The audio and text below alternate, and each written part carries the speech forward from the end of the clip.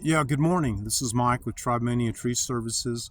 I was going to show on this tree what a shape and balance cut would look like. And right now is an opportune time to do a shape and balance, because what a shape and balance cut does is it reduces the leaf population, which in turn reduces the demand upon the root system for water that right now the trees do not have because of the drought. But so all of this underbelly, see all the stuff that's growing down over here, and this is what we call a dominant spot. This one spot in this canopy is the dominant spot, and on this side over here, um, it opens up, and then we have all of this underbelly growth right here that has evolved over time. It's just because this tree has not been it's never been cut on, and it's getting good sunlight on this side, so this has evolved into a dominant spot. But what it's doing, it's creating an overpopulation of leaf population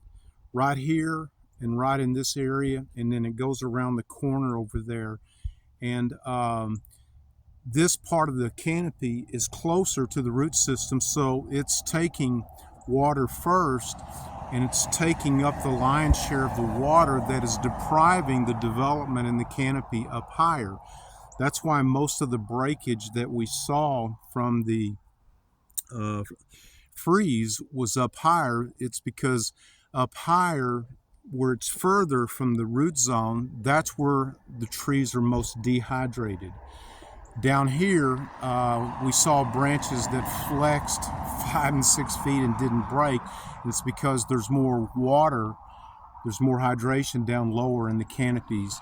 And so right now, during the drought, especially, a shape and balance would reduce. It would eliminate all of this underbelly stuff and create a balance in the canopy that improves the intake and the uptake of the water and nutrients up into the canopy.